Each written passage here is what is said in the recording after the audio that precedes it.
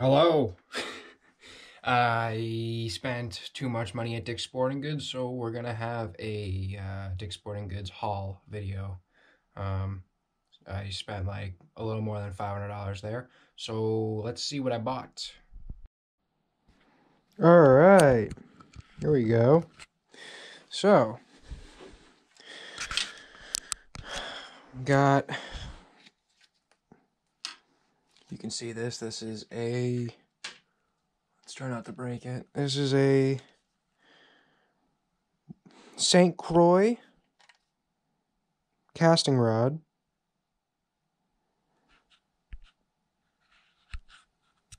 And it's medium, heavy. I mean, you guys can pretty much read that. I don't really have to speak it to you. So, 20-pound test line. Fast action, so it'll be able to really torque the bass out of the weed beds. Oh, this is ASMR. I'm sorry. What do we have? What do we have? Shout out, John B. I've been watching your channel for a long time, and I saw these at Dick's Sporting Goods. I couldn't even believe that I did. So I picked them. I picked up your Bandito bug in the Pure Passion. Nice, blue flake, dark body, maybe black. I can't wait to try those out. I got some Storm live herring, and this is usually a saltwater fishing lure, but I was looking for big swim baits and stuff to throw on like this heavy rod. It takes an ounce to, what was it? What does it say? 3/8 to 1 ounce. Right. So, I mean, I wanted some heavy stuff to, max out that rod and really get my furthest casting distance. And the reason I got these is because some of the local freshwaters I fish have herring runs. A lot of them do, actually. Herring is a big bait fish around here in southern Massachusetts, southeast Massachusetts.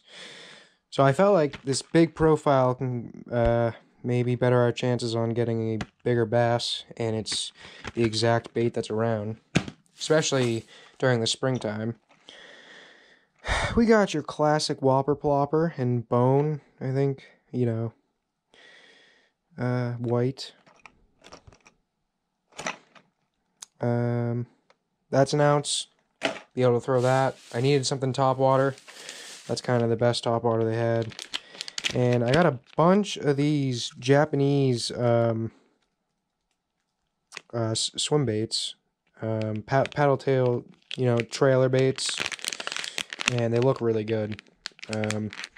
Japan obviously is like huge with fishing, especially now with all like the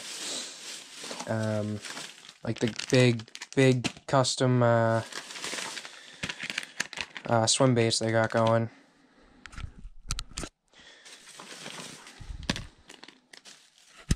Yeah, I'm getting a little too ahead of myself here, but this is an easy one. This is a Gary Yamamoto Fat Ika, 4-inch. This thing weighs a ton and it can cast a mile. It just looks like it's like a tube bait, but it's not hollow on the inside. So it weighs a ton, sinks right to the bottom, gets through all the weeds. This is like my go-to. More of the Japanese ones, but in a 4.5 inch. So that would be like I'd run it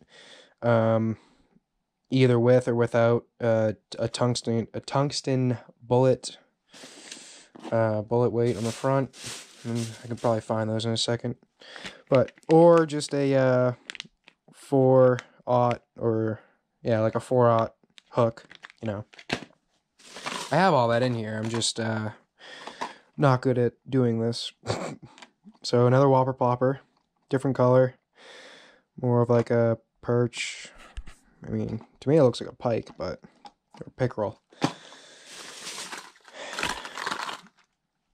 Ripstop. I've heard very good things about these. The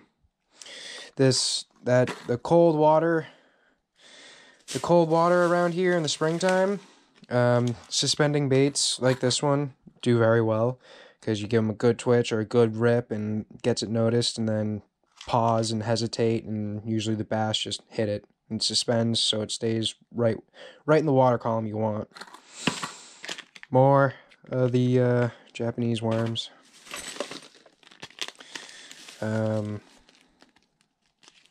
I doubled up on some tungsten jig heads with like the weed guard, bunch of them, all 3/8.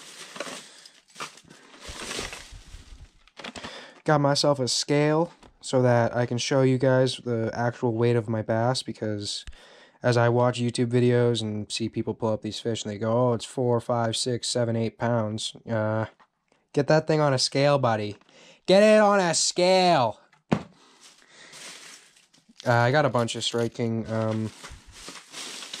You know, if I was a little more organized, this video might be a lot better. But I mean, I've always used Strike King, but spinning baits are kind of generic anyways. I don't even really think the colors matter all that much, except for like maybe this Fire Tiger, just because it's just that brighter, you know, it's that like chartreuse color that gets a little bit more attraction in clear water, and black for dark water, blue, whatever. More of these. I got all the different or not all of them, but I got a bunch of different colors in this. So this is bluegill with flash, silver flash minnow, perch. Those are the baits that are generally around my area. Rod glove or rod sock, you know, protect that bad baby. Got the tungsten weights. My apologies for me being so you know, stuttery and nervous. I'm not really used to this. I don't really talk to a camera. But these are laser sharp, quick link. They go on the end of your line it's like a snap swivel, but it's not a snap swivel. And I don't like snap swivels because they get too much weeds on them. And this design was actually originated by Tactical Anglers, which is, if you know of Crazy Alberto, the striped bass fisherman. He has that company, and he started these like little paperclip things. It's too bad you can't really see them all that well.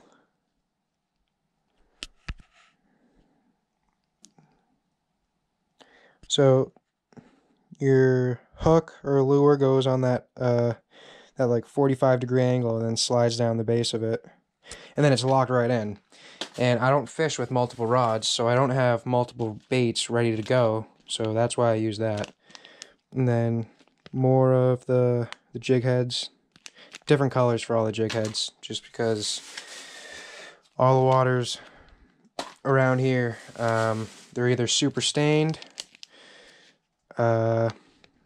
This stuff doesn't really need that much explaining. The water is usually stained around here, and it can be stained different colors. Like it can be decently clear, especially in the beginning of the year in springtime for some of the cranberry bog ponds we have. But when it gets right into the heat of summertime, it just becomes a weed pit, and there isn't much you can do to avoid them. So the majority of the lures that I fish are going to be weedless. Some 3/0. I know that everyone sticks to like the 4 or 5/0, but let's see here. I just kind of matched up to these little 4-inch worms. Looks like they'd be a good size to keep the tail fluttering a little bit. I've noticed that if you use a bigger like 4/0 to 5/0 hook on smaller worms, you get way less action out of them. And my theory is that if you have the hook in the worm, like towards the tail a little bit more, you get less action, and I think you're more likely to pull the tail off. Who knows though? I'm kind of an idiot, so. And then last but not least, I got a reel to go on that rod, Shimano SLX, and it's the left-handed version. I'm a lefty. I think it's 150 yards of braid. Maybe 100 yards. 150 of 20 pound, and I got 20 pound Suffolks. And I'm not a really a guy who sticks to one braid type. I've noticed. I think Spider Wire is pretty good. I don't like Power Pro at all. I don't know. It's not. It snaps on me too much. The knots don't come out great, and I feel like it unweaves too much. But I'm gonna try Suffolks. And then I got this sweet bag that all this gear is going in. It's called it's a Samurai Tactical fishing bag at Dick's Sporting Goods. Everything here was at Dick's Sporting Goods, around $550, $550, and yeah, it's kind of a decent price to pay for a bunch of fishing gear, but I needed to get a whole entire new setup and new stock, and I want to do a new type of fishing. I want to start throwing some big baits, see what we can get going this freshwater fishing season. But like sunglasses holder, you guys will like this. So like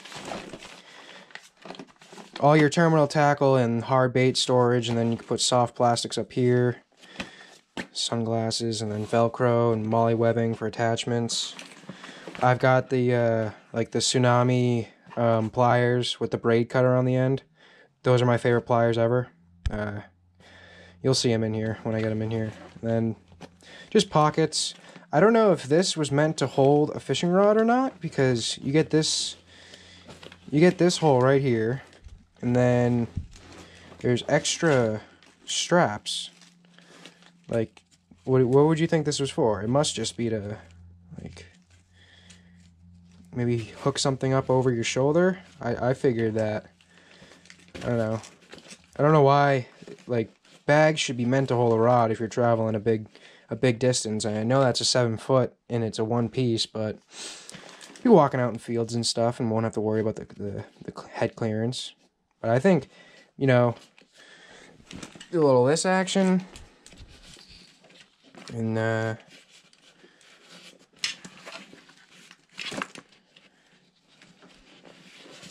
just like that. Have my reel. Oh, boom. That didn't sound good. You guys like that noise? Is that ASMR for you fishing folks out there? Yeah. I'm stoked. I'm happy. We're going to get fishing. I got to spool up that reel. I got to get everything organized in this bag.